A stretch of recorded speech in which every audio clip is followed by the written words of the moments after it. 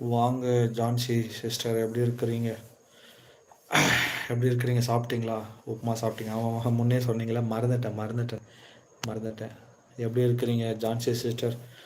கடன் பிரச்சனைக்காக ஜெபிக்க கேட்டிருந்தது நீங்கள் தானே? ஆனால் நம்ம இணைந்து இந்த சகோதரி ஜெபி போனேன். ஆனால் எஸ்கே அண்ணன் இணைந்து இந்த சகோதரிக்காக ஜெபி இவங்க கடன் பிரச்சனையில் இருக்கிறாங்க. அன்புள்ள தகப்பனே, இது ஜான்சி கடைசியில் நாங்கள் ஒப்பு கொடுக்குறோம். அப்பா, ஒவ்வொரு தடவையும் இங்கே அவங்க வரும்போது என்னுடைய கடன் பிரச்சனைக்காக ஜெபிங்க என்று உண்மை நோக்கி பார்ப்பதை கத்தராகிய தேவன் நீங்கள் அறிவீங்க.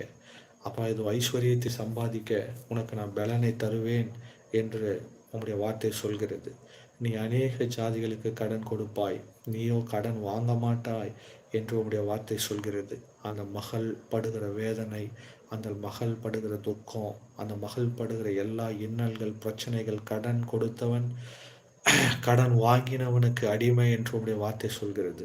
அப்பா, எங்கெல்லாம் அவர்களுடைய தலை குனிந்திருக்கிறதோ அத்தனை இடத்திலும் இயேசுவினால அவங்க தலை உயர்த்தப்படட்டும் ஆண்டவரே. எங்கெல்லாம் அவங்க கரம் வாங்கின கரமாக இருந்ததோ அத்தனை இடங்களிலும் இயேசுவின் நாமத்தினால கொடுக்கிற கரமாக நீங்கள் மாற்றுங்க தகப்பனே. அவங்க பிரமித்து, நான் இதுலேருந்து இந்த கடன் பிரச்சனையிலேருந்து எப்படி வெளியே வந்தேன்னு எனக்கே தெரில, கர்த்தர் தான் என் வாழ்க்கையில் ஒரு பெரிய அற்புதத்தை அதிசயத்தை செய்தார்னு சொல்லி அவங்க போயிட்டு மகிழ்ச்சியோடு அவங்க சபையில் சாட்சி சொல்லும்படி தகப்பனே அவங்களுடைய வாழ்க்கையில் ஒரு பெரிய வெளிச்சத்தை கட்டளையிடுங்க, ஒரு விடுதலையை கட்டளையிடுங்க.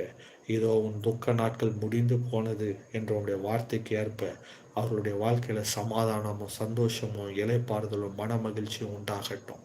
எல்லா பற்றாக்குறைகளும் இயேசுவின் நாமத்தினால் நீங்கி அவர்களுடைய வாழ்க்கையில் சுகமும் பலனும் ஆரோக்கியமும் ஆண்டவரே செழிப்பும் மகிழ்ச்சியும் சமாதானமும் நிரம்பட்டும் இயேசுவின் நாமத்தினால்.